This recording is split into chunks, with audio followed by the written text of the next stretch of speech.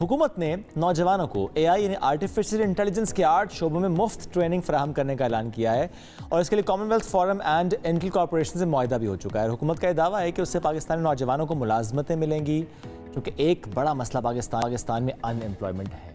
Exactly और ज़ाहिर है इस तरह के इनिशिएटिव्स जो लिए जा रहे हैं, obviously prime minister youth programme की बात की जाए तो उसके चेयरपर्सन राना मशहूद साहब की अगर बात की जाए, मुख्तलिफ स्किल डेवलपमेंट प्रोग्राम्स के तहत उन्होंने ये कहा है कि 2 लाख नौजवानों को बराह रास्त जो है वो ट्रेनिंग्स दी जाएंगी और 8 लाख नौजवान जो हैं उनको कहा जा रहा है कि उनको टेक्निकल ट्रेनिंग फराहम की जाएगी।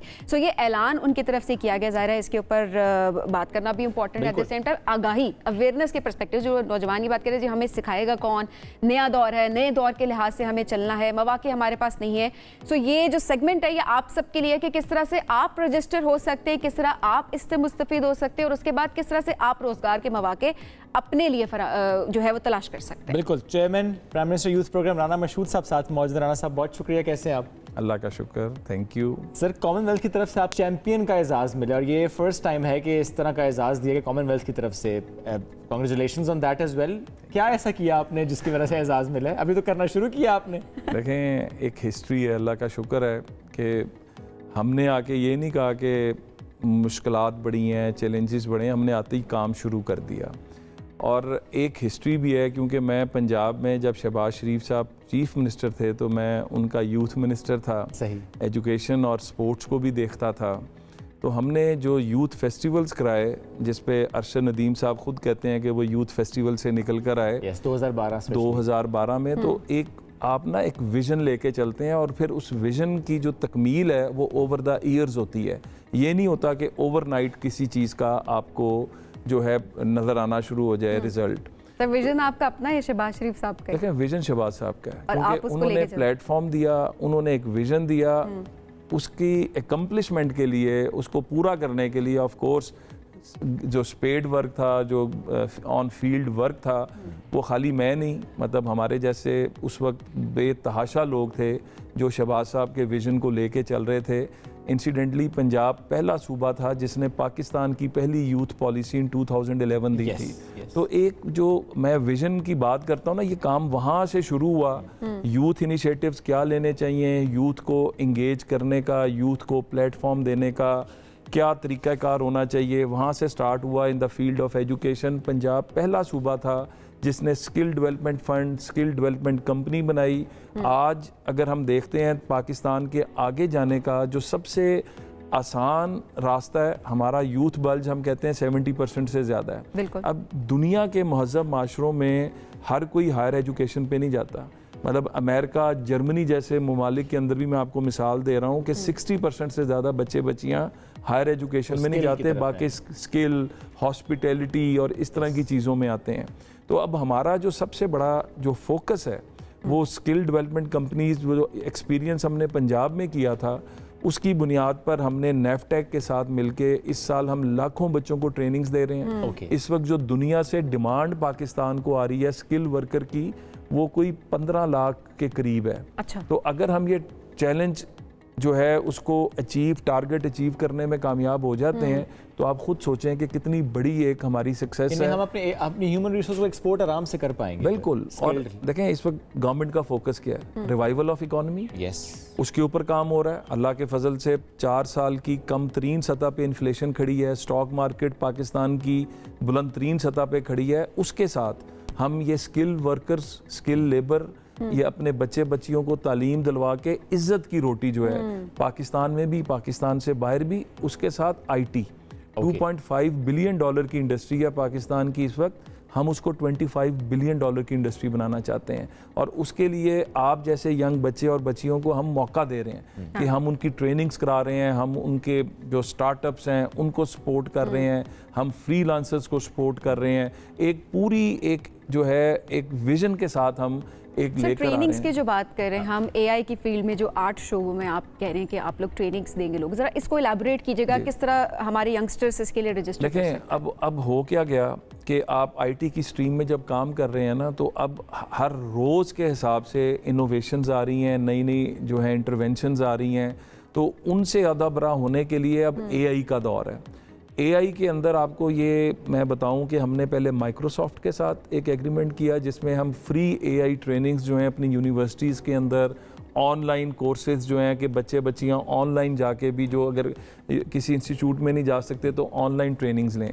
सेम हमने अब कॉमनवेल्थ जो है, जो टॉप 8 AI के कोर्सेज हैं, उन्होंने इंटेल के साथ मिलके वो लॉन्च किए और ये बड़े महंगे कोर्सेज हैं। अच्छा। तो ये हमने उनके साथ एक एग्रीमेंट किया। अल्लाह का फजल है कि पाकिस्तान को ये एजाज़ हासिल हुआ है कि 1948 में कॉमनवेल्थ बनी थी। पाकिस्तान कॉमनवेल्थ के फाउंडर मेंबर्स में से है, जो 8 मेंबर्स थे, और उसके बाद से लेके आज के दिन तक कोई कॉमनवेल्थ का सेक्रेटरी जनरल पाकिस्तान नहीं आया था। तो हम बड़े शुक्रगुजार हैं जो ऑनरेबल सेक्रेटरी जनरल जो कॉमनवेल्थ हैं, Patricia Scotland, she came to Pakistan.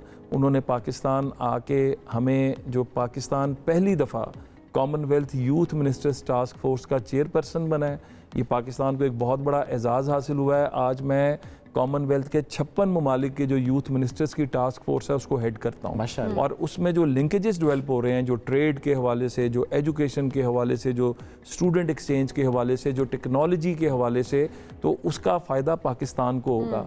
उसी के अंदर हमने एक रिक्वेस्ट उनसे और की कि कॉमनवेल्थ के 5 रीजन्स हैं, कैरिबियन है, एशिया है, अफ्रीका है, यूरोप है, तो इन पैसिफिक है।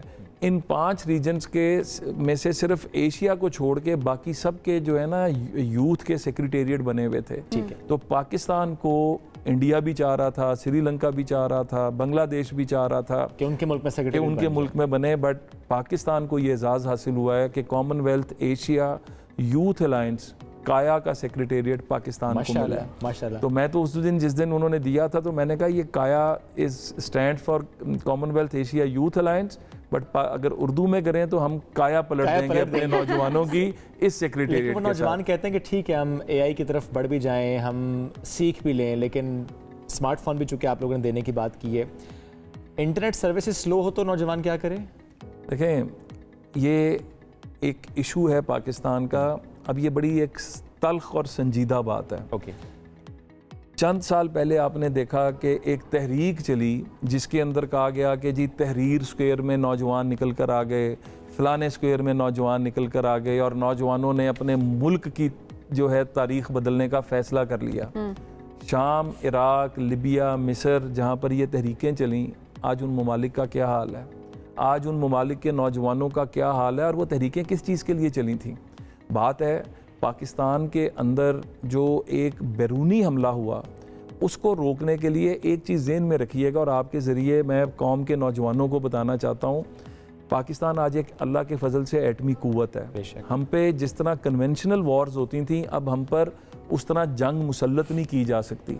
अब हमारी बॉर्डर पर कोई हमला नहीं कर सकता, हमारी बहादुर अफवाज भी खड़ी हैं, हमारे पास एटॉमिक डेटरेंट भी है। अब हमला हम पर होना है तो अंदर से होना है, नकब लगनी है तो अंदर से लगनी है, जिस तरह शाम, इराक, लिबिया, मिस्र पे लगी।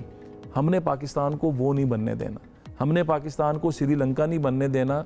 और उस पर जो एक साजिश थी जो पकड़ी गई है, मतलब सबको पता है उसके जो साजिश करने वाले लोग थे वो भी पकड़े गए हैं। तो अगले चंद दिनों तक हमें भी पता है कि ये इंटरनेट जो है हमारे फ्रीलांसर्स के लिए, हमारी IT इंडस्ट्री के लिए, हमारे बिजनेसेस के लिए बहुत ज़रूरी है।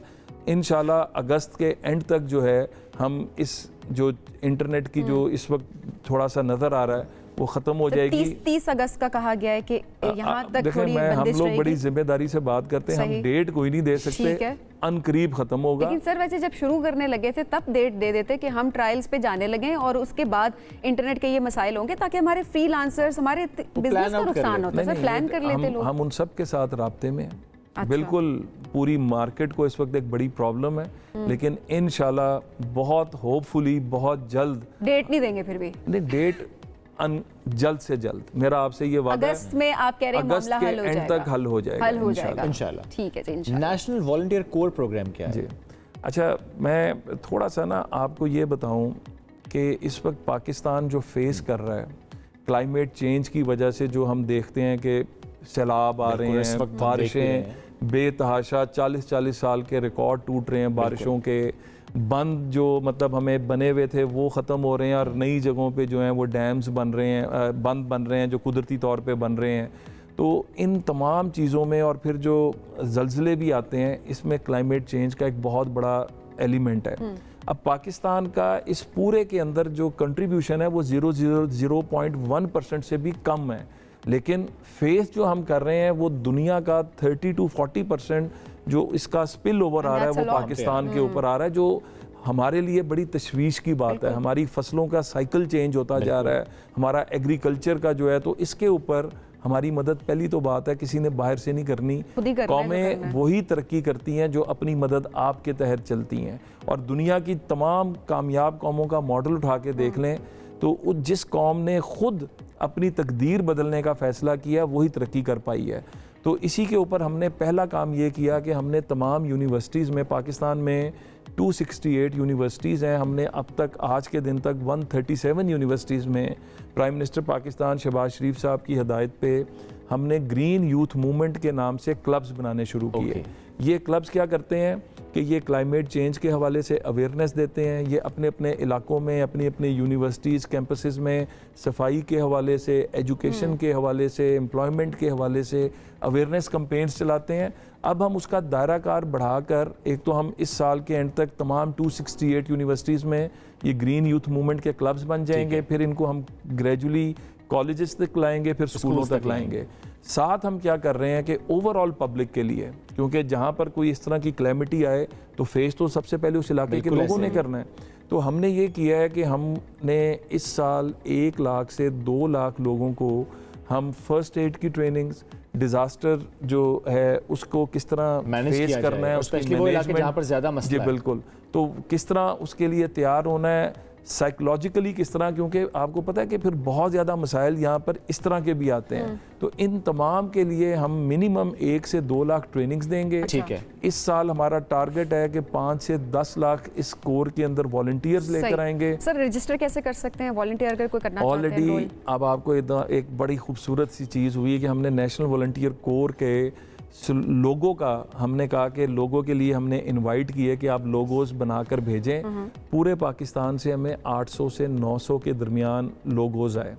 और एक खातून है जो इस लोगों के पीछे मैं बताने लगा था, इसमें टॉप नॉच यूनिवर्सिटीज़ भी थी, इसमें मतलब जो टॉप नॉच ब्रेन्स थे वो, उन्होंने बहुत खूबसूरत लोगोस आए। जो कमेटी बैठी थी उसने जो लोगो टॉप 10 आइडेंटिफाई किए और उनको शॉर्ट लिस्ट करके लेकर आए, उसमें जो नंबर 1 लोगो आया वो बलूचिस्तान की एक बच्ची है जो अपने घर के अंदर बैठ के उसने वो लोगो बनाया। और वो क्या इंस्पायरिंग स्टोरी है कि उस बच्ची ने वो सरियाब रोड के ऊपर एक, मतलब वो बलूचिस्तान के अंदर भी एक वो समझ लें कि बहुत ही पसमानदा इलाका है, बट पाकिस्तान के बच्चों में टैलेंट तो हर जगह पे है। तो हमारे नौजवानों को बेसिकली जो चाहिए वो अपॉर्चुनिटीज चाहिए ताकि वो अपने टैलेंट का खुल के इजहार कर सके। और जाहिर सी बात है जब उनका टैलेंट सामने आएगा तो उसका फायदा हमारे मुल्क को ही होगा। एक लफ्ज़ में एक सवाल कर लूं, अगर बिजली का बिल कम आएगा सर? बिजली का बिल ये मैं आपको बता दूं, इसी महीने आपको इसमें खुशखबरी मिलेगी। ठीक है सर, बहुत शुक्रिया, साथ मौजूद थे। उन्होंने डिटेल्स नहीं बताई, लेकिन ये कह दे इस महीने खुशखबरी मिलने वाली है। उससे पहले वैसे और बहुत सी बातें उन्होंने की हैं फॉर श्योर यूथ के लिए।